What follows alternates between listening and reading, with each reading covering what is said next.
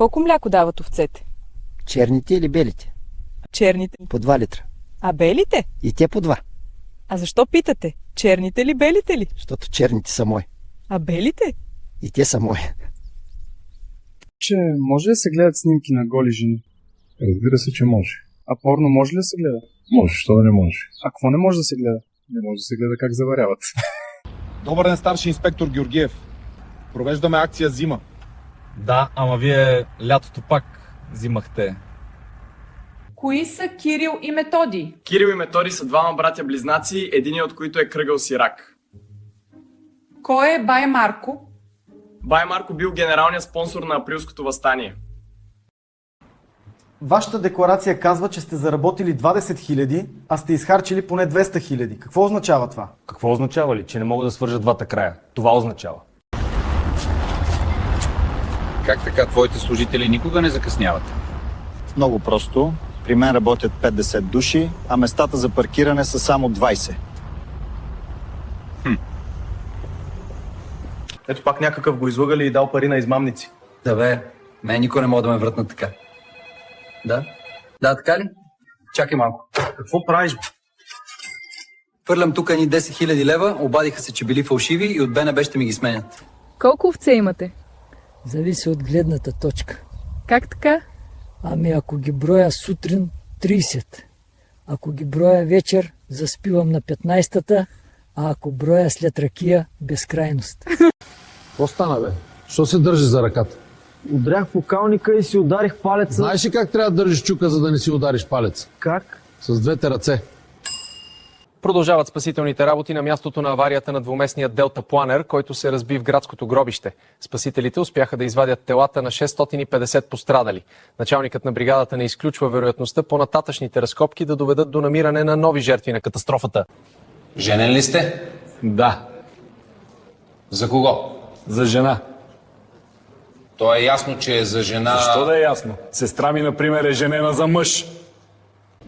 Имате ли слаби страни? Мързел. Само това ли? Ами, мързи ме да ги изброявам. Прибирам се по-рано от командировката, отварям гардероба празно, под кревата празно, в хладилника празно. А жена ти как реагира? Не съм женен, бе. Обрали са ме. Знаете ли коя е най-добрата температура за сън? 18 градуса. Защо мислите така? Не съм сигурен, но моят адвокат ми каза, има ли 18, можеш да лягаш. Извинете, може ли нещо за хълцане? Що го направихте?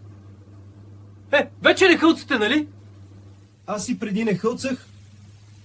Хълца жена ми. Кажете ми какво ви помогна, за да успеете? Убеждението, че парите не играят никаква роля в живота. Важна е само работата. И това ви е помогнало да забогатеете? Не. Станах богат, когато успях да убедя своите подчинени в това. Къща ти законна ли е? Как да не е законна? Всичко е законно. Акт 16 имаш ли? Как 16 акта, бе? Нито един акт нямам, всичко е законно. Излез, да се разходим заедно. Не мога, заключили са ме. Ами хопи през балкона. Да бе, и да ми стане физиономията като твоята. Нека нарисуваме малко щастливи облачета.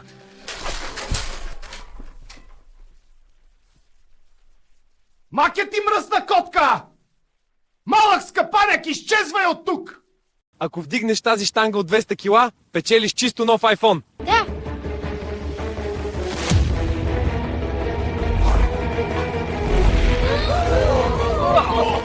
Готов ли си? Готов съм.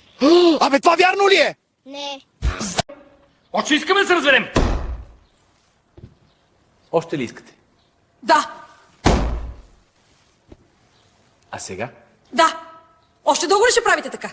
Да, нали се заклехте на Евангелието, докато смъртта ни раздели? От тебе, що си толкова ядосан? Съседите ме побъркват. До сега търпях всичко. Ремонти, тичащи деца, скандали, купони, ама сега прекалиха. Какво направиха? Сложиха парола на Wi-Fi-а си. Кой е ял от чинията ми? Кой е от чинията ми? Млъкнете, дебили, още не съм ви сипала. Шана, закараш ли до летището? А кой е другия човек? Ти няма ли да идваш?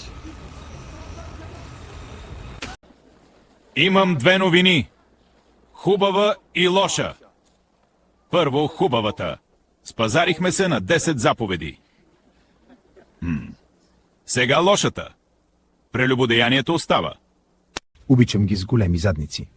Но, господин Нютон, не можем да напишем това? Тогава напиши. Колкото е по-голяма масата на едно тяло, толкова е по-голяма силата на привличане.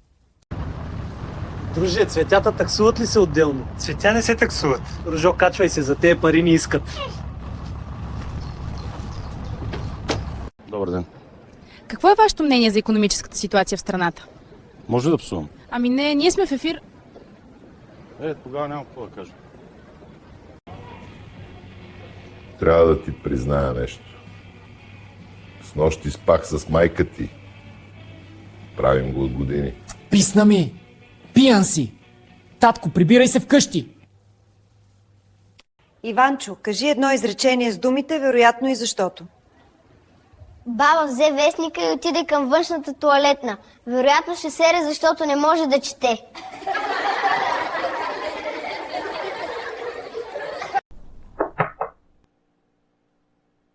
Каняте на среща.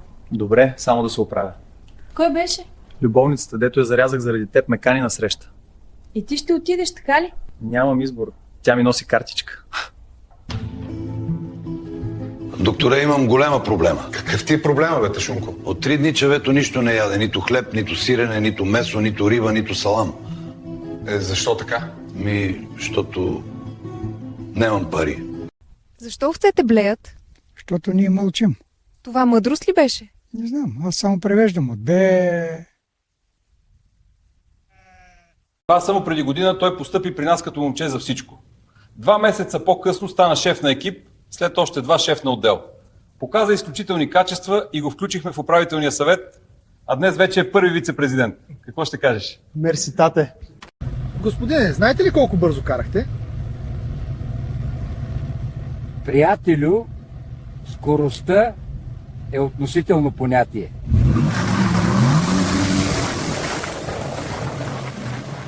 Малък обикалям този калдърмен път. Мирише на печени чушки и на есен. Човек се чувства вкъщи, дори да е минал само веднъж. Ей, Стояне, сложих ти от новия мед. Пробвай Ще взема 2 буркана. Кажете ни тайната на дълголетието ви: диета, спорт, въздържание. Не, никога не съм се интересувал от такива неща. Тогава каква е тайната? Да си пазиш нервите. Никога през живота си не съм се карал с никого. Как така? За над 100 години нито веднъж? Това е невъзможно. Ами, щом казвам. Ето го, приятели, най-новия тренд – матрак от желе. Ти луд ли си? Ще видите колко е меко.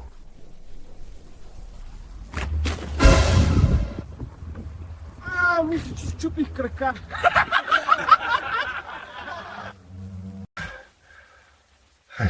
Иване, какво взяпаш в огледалото? Вярно, бе. Иван бях.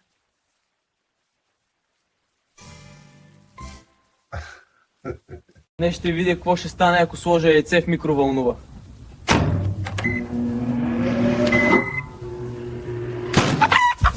О, Боже мой!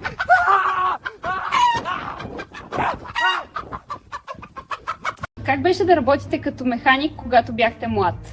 Беше хубаво, много отплащащо се, но сега тялото ми плаща цената. А ако мога да попитам, на колко години сте? 26. И разбрах, че планирате мисия в дълбокия космос, така ли е? Да, смятам да търся разумна форма на живот там. Кажете, защо решихте да търсите разум в космоса? На Земята вече търсих.